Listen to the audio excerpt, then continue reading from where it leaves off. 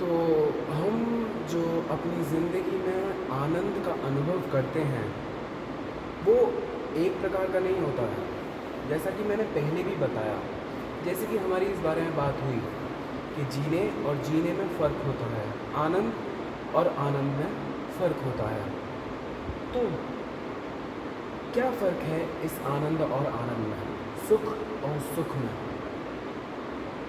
इसमें फ़र्क है यह कि एक आनंद वह होता है जो हमने अपने पुरुषार्थ से, अपनी मेहनत से कमाया हुआ होता है, और एक आनंद वह होता है जो हमने किसी प्रकार से चुराया होता है। हमने उस आनंद को चुराया होता है, इसीलिए वो हमारे लिए दुख का कारण बनता है। भले ही हमारे लिए कुछ क्षण, जिस समय हम कोई कार्य कर रहे होते हैं, जब उस आनंद को हम चुरा रहे होते हैं, उस आनंद को चुराने की कोशिश कर रहे होते हैं, तब भले ही वह हमें बहुत अच्छा लगे, पर अंत में सिर्फ ग्लानि का भाव रह जाता है, क्योंकि हमें लगता है कि हमने चोरी की है, और की भी होती है कहीं ना कहीं, क्योंकि हम जो है इस सेतु के बीच में खड़े हुए हैं। जिसके पीछे की साइड है वह प्रकृति, जिसमें कि पशु वास करते हैं अचेतना में, अनकॉन्शियसली, और बहुत खुश रहते हैं। और इस ब्रिज के आगे की पार है वह जो कि अदृश्य है, जिसका कि वर्णन नहीं किया जा सकता है, जिसको कि हम ईश्वर कहते हैं, या फिर वह सुप्रीम रियलिटी जिसने कि इस सब की रचना की है, वह हमारे आगे है। और हम इस सेतु पर अटके हुए हैं, हम इसके बीच में, हम इस बीच मझधार में अटके हुए हैं, इसलिए हम मानव हैं। तो हम ये चाहते हैं कि किसी भी तरह से, भले ही कैसे भी हो, हम उस आनंद को प्राप्त कर लें, जो कि हमारे लिए अदृश्य है, जो हमें दिखता नहीं है, पर हमेशा एक ललक लगी रहती है उस शांति को पा लेने की, उस आत्मा को अपने अंदर बसा लेने की, उस परमात्मा में विलीन हो जाने की। हम वह नदी हैं जो बहती जाती है इस आशा में कि काश वह समुद्र में मिल जाएगी, काश वह खुद भी एक समुद्र हो जाएगी। हम इस खोज में लगे रहते हैं। अचेतना में प्रकृति पूर्णतः प्रसन्न रहती है, और पूर्ण चेतना में वह परमात्मा जो कि अदृश्य है, वह पूर्णतः आनंदित होता है। और हम इस सेतु के बीच में ही घर बना लेते हैं, जिसके कारण हम दुख का अनुभव करते हैं। परंतु सत्य बात तो यह है कि हम ये समझ लेते हैं कि अगर इस दुख को हटाना है तो हमें सुख के पास जाना पड़ेगा, जो बात पूरी तरह से सत्य नहीं है, क्योंकि सुख की हमारे लिए एक अलग ही डेफिनेशन हमने बना रखी है। जो सुख हम जब प्राप्त कर लेते हैं, उसकी चोरी कर लेते हैं, तो हमें वापस से दुख की अनुभूति होती है, क्योंकि वो सत्य नहीं है। जब हम सत्यता से पुरुषार्थ करके उस आनंद को प्राप्त करते हैं, तो अंदर एक सुकून होता है, अंदर एक शांति होती है। जैसा कि हम देखते हैं कि रामायण में जब राक्षस आते हैं रावण की तरफ से, तो वो हंसते रहते हैं, वो इतनी तेज हंसते हैं, पर अंदर एक सुकून नहीं होता। आप श्री राम जी को कभी मुंह फाड़ फाड़ के हंसते हुए नहीं देखोगे। उनके पास एक शांति का भाव है, बुद्ध के पास एक शांति का भाव है, जीसस के पास एक शांति का भाव है, कृष्ण के मुख पर एक शांति, एक पीस झलकता है। हम ये समझते रहते हैं हमेशा कि यदि दुख है जीवन, तो इससे बचने का केवल एक रास्ता है कि हम सुख के पीछे भागें, और उस सुख के पीछे भागने के कारण ही हम और भी ज़्यादा दुखी होते चले जाते हैं। और ये ज़िंदगी कब इस भाग दौड़ में निकल जाती है कि हम समझ नहीं पाते हैं। असल बात तो यह है कि उत्तर यह है कि हमें सुख के पीछे नहीं भागना है,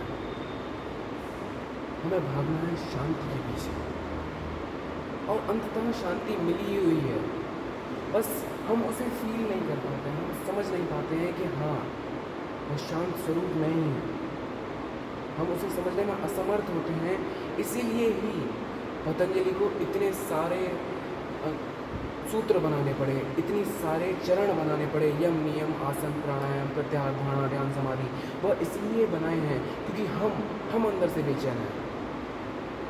हम ये समझ नहीं पाते हैं कि वो परम सत्ता हमें मिली हुई है, वो हमारे अंदर मौजूद है, बिना कुछ किए ही वह हमारे साथ रहता है।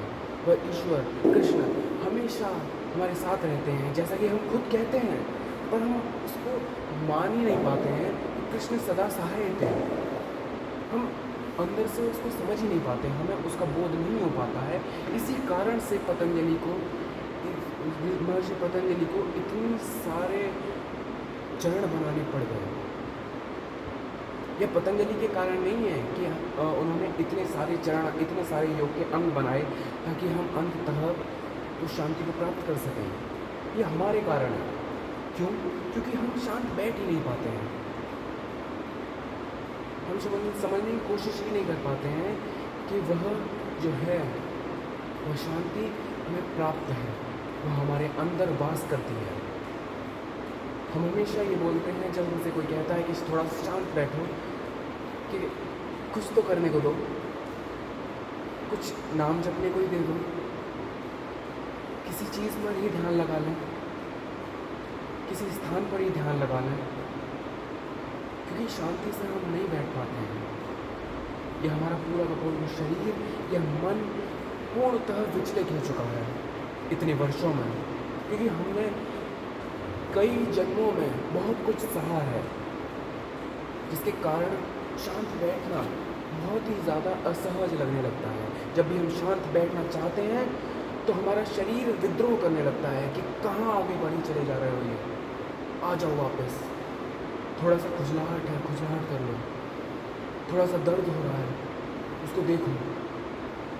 शरीर हमको गिराता है वापस, क्योंकि ये नहीं चाहता है कि वह शांति जो हमें उपलब्ध है, असल में ये जानता ही नहीं है कि वह शांति हमें उपलब्ध है।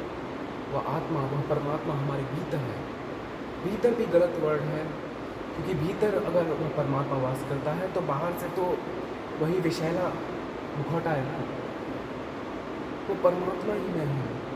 ये हम समझ नहीं पाते हैं, हम भटकते रहते हैं इसलिए।